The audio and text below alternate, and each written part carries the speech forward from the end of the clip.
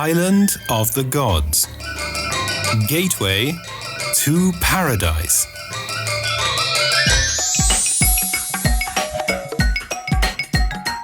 On arrival in Denpasar, capital of Bali province, this journey takes us to the southern peninsula of Nusa Dua. In recent years, luxurious hotel complexes have appeared, tastefully recreating the island's ethnic traditions, as demonstrated by the Bali Hilton. Each of these fine hotels possesses its own beach, huge gardens and swimming pools, restaurants and shopping centre.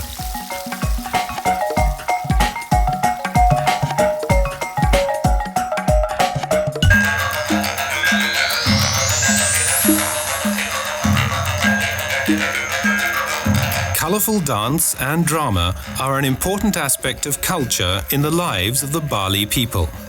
Almost every village has its own dance group, and much time and money is invested in new costumes and masks. The favourite dance is the barong, the ancient fight between good and evil in the form of two mythical creatures. Barong, a mystical creature portrayed mainly with lion masks, embodied with the strengths of the earth, confronting evil. Rangda, the queen of the witches. An epic story of a duel between good and evil. Background music for this dance story is supplied by the Gamelan Orchestra. 30 to 40 men play on various xylophones and gongs. The musicians appear to be improvising, but they are playing from memory, as musical notation is not used here. The wicked queen wishes to sacrifice her son, Prince Sadewa, to the goddess of death.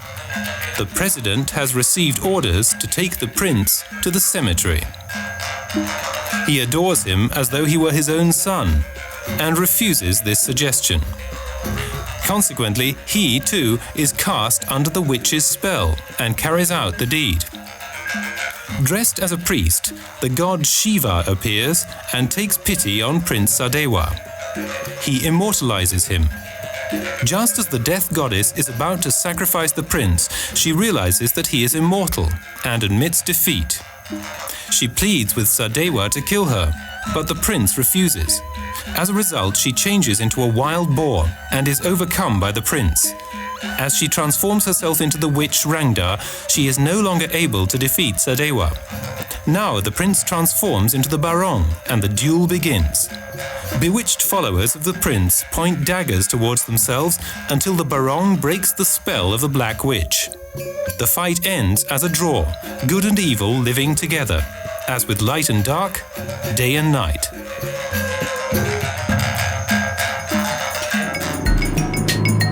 Bali is often referred to as the island of 10,000 temples. This is an understatement. There are more than 20,000.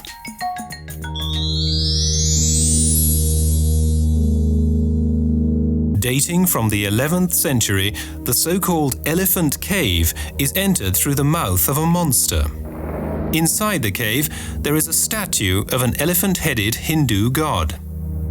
Discovered much later, the bathing spot in the main chamber, with water spouting from heavenly nymphs.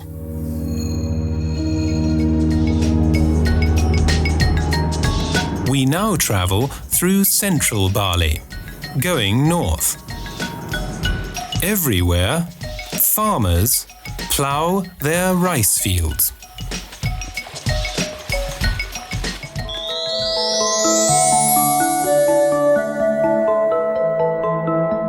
The famous holy springs are a favorite with the people of Bali. For hundreds of years, cult objects have been ritually cleaned in these waters to revive their magical properties. Even today, the holy springs are said to have special powers. The best view of the temple was once enjoyed by President Sukarno, who had a summer palace built above it. The journey continues to the north of the island. The 1,800-meter-high Gunung Batur is still active and has erupted 4 times in the last 100 years. Its slopes are covered in lava fields, which extend deep into the crater. The road leads to the crater's rim.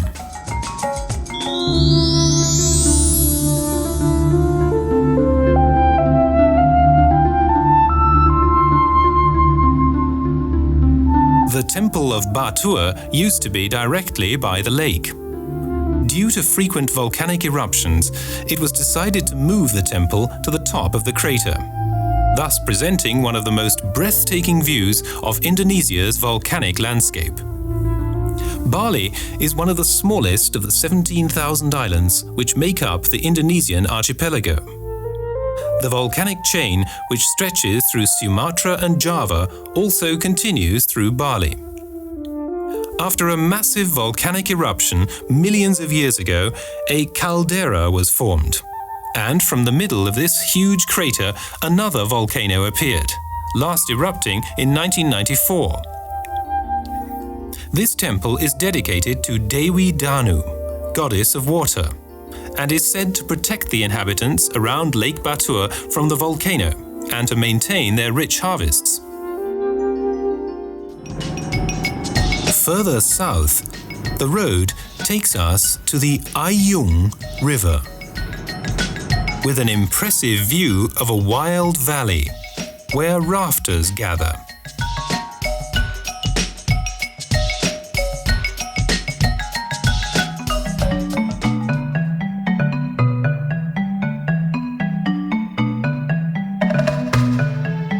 The bird park houses a notable variety of birds, plus tropical animals, plants, and typical Bali buildings. Never a boring moment here. The diverse number of species are still to be found on this magical island. It seems as though the birds are inviting us to join in with their song and entertainment.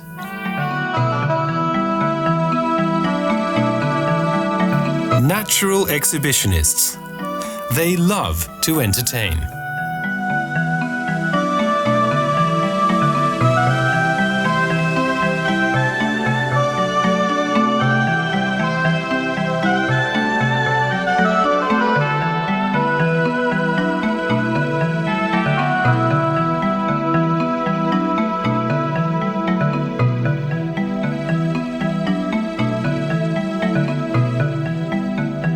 Plants and shrubs thrive in Bali's tropical garden.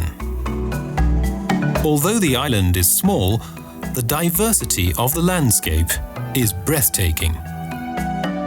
South Bali, with its lush tropical vegetation, rich green rice terraces, and palm groves. In the north, the black lava beaches. The dense, overgrown forests of the west. And the bleak, misty highlands of the east. The result is a fairy tale island, a truly unique Garden of Eden. Now, the artist colony of Ubud.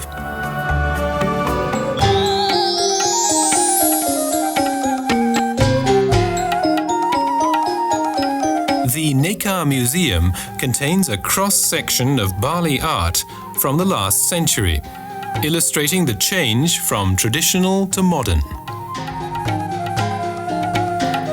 From painted cloths and batiks to new materials, such as paper and canvas.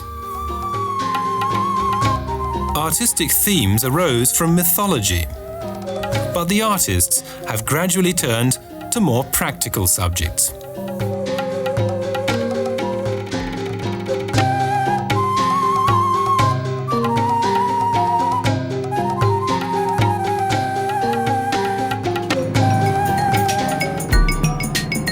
Now to the Woodcarvers of Ida Bagus Maka.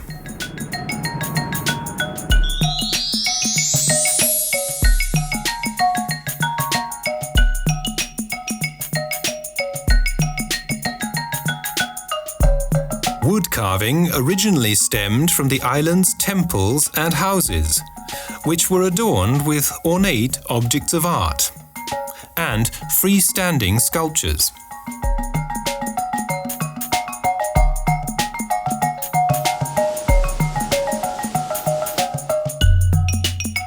Slowly, dusk approaches. But the day has not ended.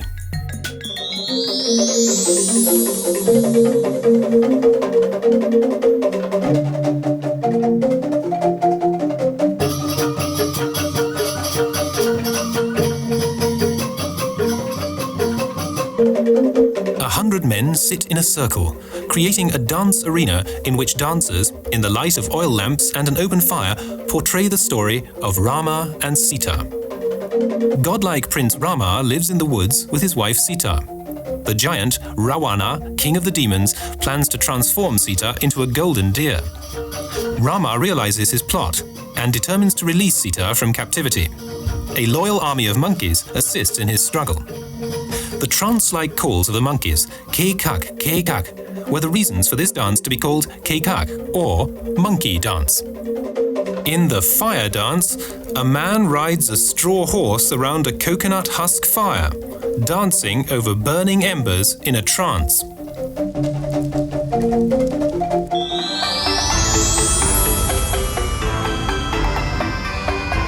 The capital of Bali, Denpasar, is the commercial center of the island. Good shopping and all kinds of entertainment. Late-night fun is guaranteed. Bamboo cane is the raw material for much of the furniture, which is skillfully made. Numerous terraces of rice paddies glisten in the sun. Fertile ground and a well-proven irrigation system make it possible to harvest 2 or 3 crops a year.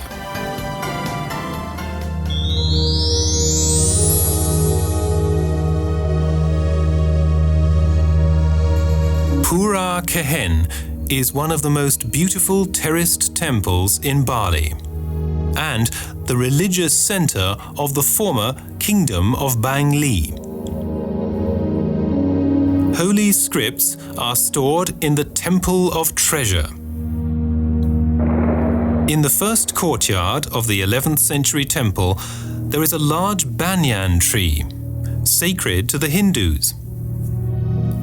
In the second courtyard, much prized Chinese porcelain was worked into the terrace walls. The shrine that holds the temple treasures rests on a tortoise and is guarded by 2 mythical snakes. The impressive lotus throne is embellished with beautiful symbols of various deities.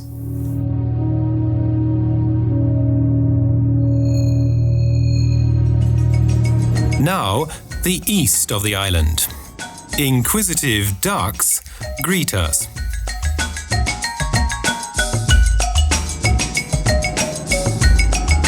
As practiced for centuries, rice grains are extracted from dried bundles by beating them.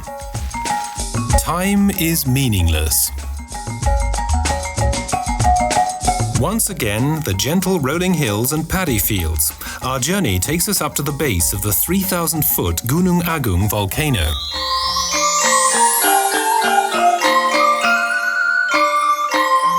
Nestling against the slopes of the revered volcano Agung is Bali's largest shrine. Not just a single temple, Pura Besakih comprises a large compound with 200 assorted buildings. The Mother Temple means as much to Bali's Hindus as St. Peter's Cathedral means to the Catholics. No one knows when the first shrine was built. The central temple is dedicated to the god Shiva and was a place of worship in pre-Hindu days when the snake god Basukane was worshipped. Hence the name Besakih.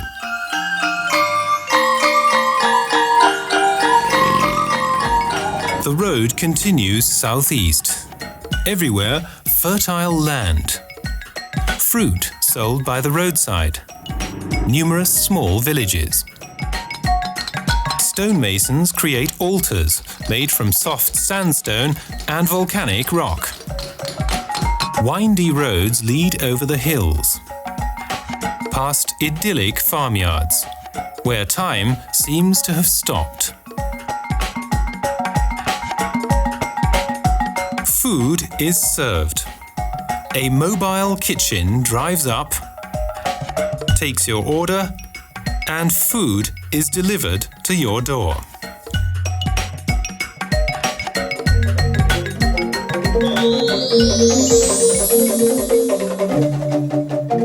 Bali Aga is the name of a small folk group who live in Tenganan in a kind of model village.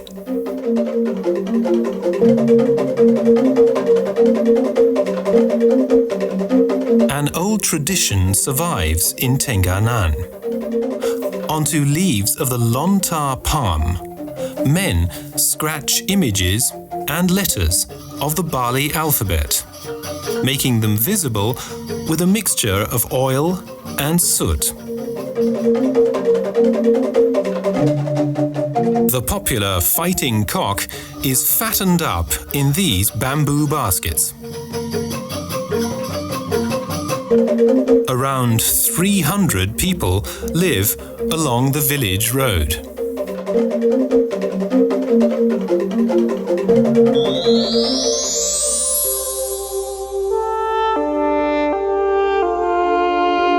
A little further is the underground chamber of Goa Lawa, regarded as the alternative to the higher temple of Besakih.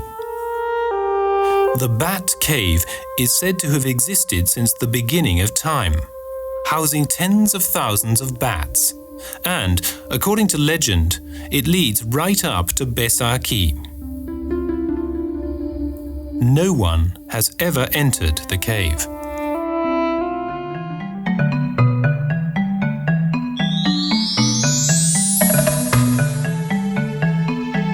A friendly welcome aboard a catamaran by festively dressed Bali women. The crossing begins to one of the small neighboring islands.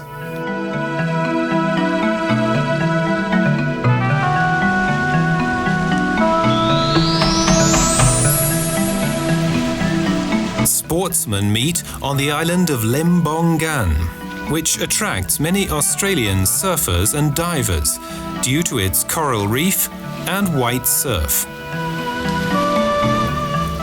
The beach is relaxing. Waves wash ashore, lapping onto strollers on the sandy beach. Worries are forgotten, and a gentle breeze gives a sense of freedom.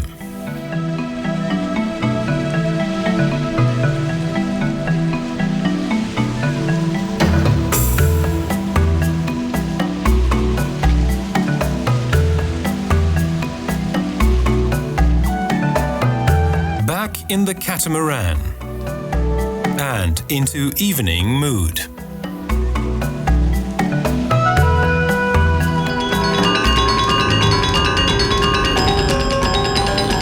Early morning hustle and bustle. Hundreds of cyclists ride along without any thought of the highway code. Market day in the middle of the road. We stop, and our driver takes a keen look at all the products on offer. As in ancient times, rice is still cultivated in the traditional way. Ox and plough traverse the fields. The people, barefooted and crouched up to their knees in water, gather up the white gold into woven bamboo baskets.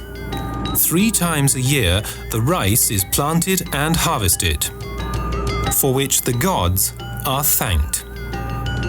Barley long grain rice, aromatic paddy rice, one of the best rice varieties in the world, and black rice are the staple food. The journey continues along winding bends and populated volcanic landscapes to Coconut Shell Mountain, the second highest mountain in Bali.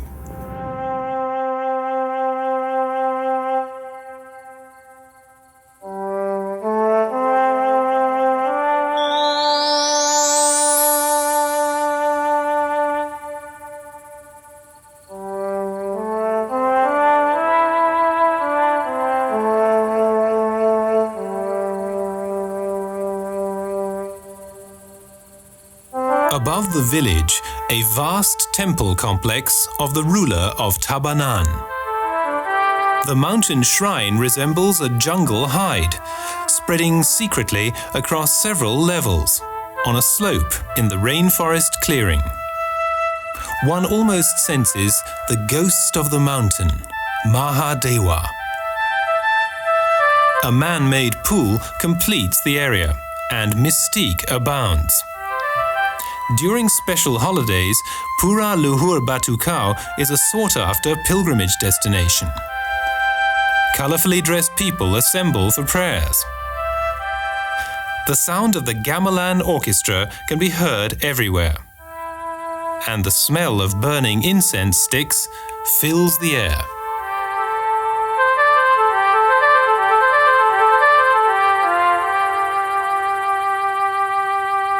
Situated in the middle of the jungle, close to the main temple, we find a holy place.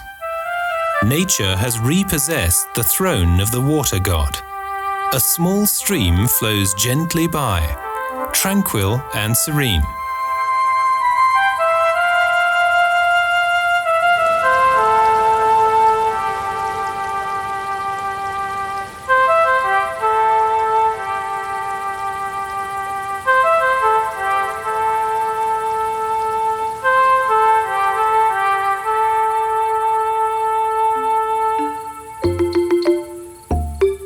On their heads, women carry their daily harvest in woven baskets.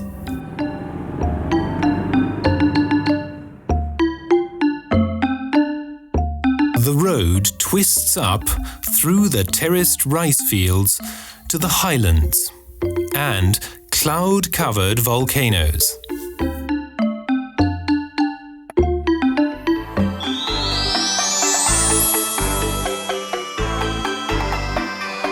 The grounds of the Ulun Danu Temple, made from black lava rock at Bratan Lake.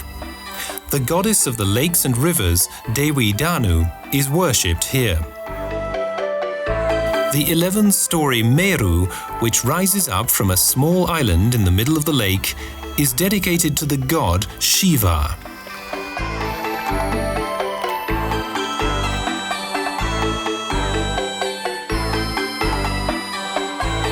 Monkeys arrive and demand to be fed. The road takes us back down the humid mountains.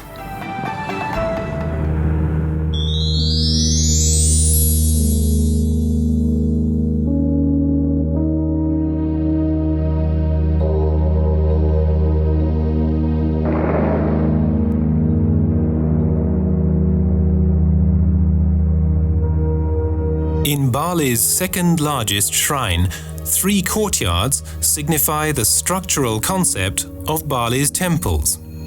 Surrounded by man-made canals covered in water lilies, the temple appears as an island.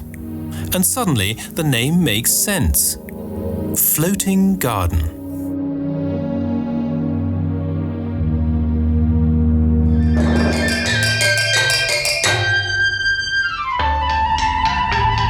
Festively dressed women carry baskets with sacrificial offerings. Daily food offerings for ancient ancestors and demons are an expression of religious faith.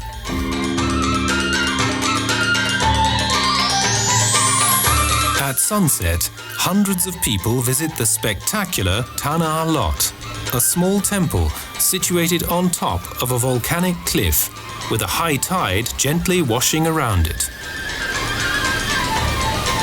May the gods be kind and preserve this paradise.